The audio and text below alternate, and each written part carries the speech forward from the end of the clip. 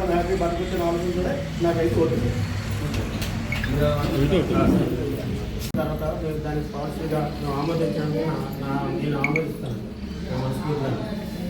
Policy ప్రకారం government 79 పంచాయతీలు జీవీఎంసీలో విలువ చేయాలని అన్నప్పుడు మా 100 గ్రామానికి ఆపడానికి అవ్వదు కదా.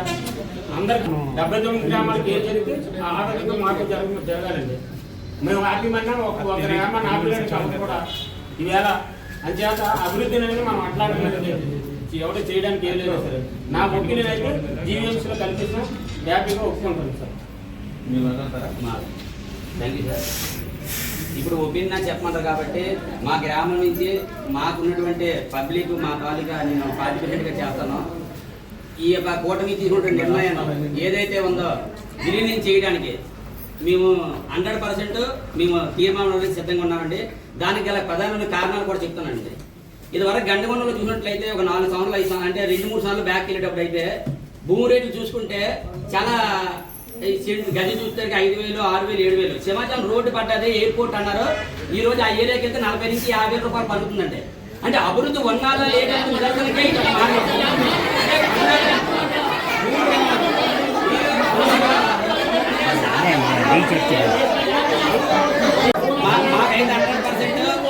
మేమైతే 100% మా గండకొండ గ్రామం విలీనం చేయడానికి మేము ఆమోదం తెలుపుతామండి.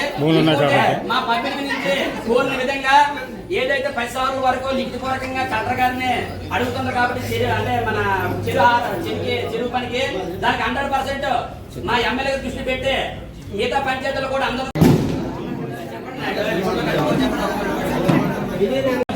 ఇబ్బంది పడ్డారండి. మేము ఒక మాట ఇచ్చామంటే మీరు 100% మీరు ఏదైతే ప్రభుత్వానికి తీసుకెళ్లి కంపల్సరీగా చెరువు పని కానీ ఈ యొక్క ఇంటి పనుల విషయంలో కానీ మీరు ఎక్స్క్యూజ్ చేయాలని చెప్పేసి మీ అందరూ కూడా పెద్దల సమస్యలో తీసుకెళ్లి ఎమ్మెల్యే గారు ఒక రోజు మీకు అపార్ట్మెంట్ ఇప్పించి చేస్తానని చెప్పి సభాముఖంగా తెలియజేసుకుంటూ విలీనం చేయడానికి మేము ముందుంటామని చెప్పేసి సభాముఖంగా తెలియజేసుకుంటున్నాం సార్.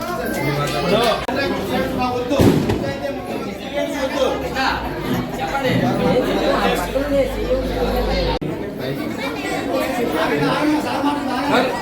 మాత్రాన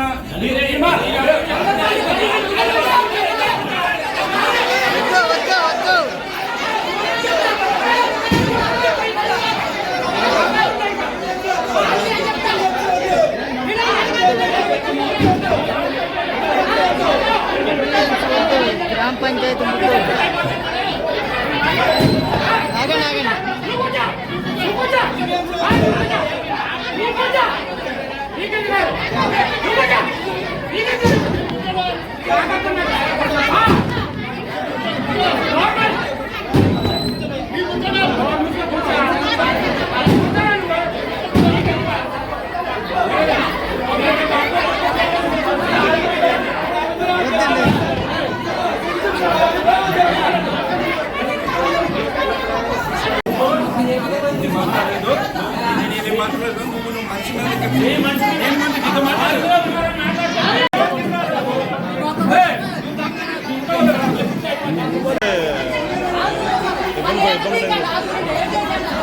ఇబ్బంది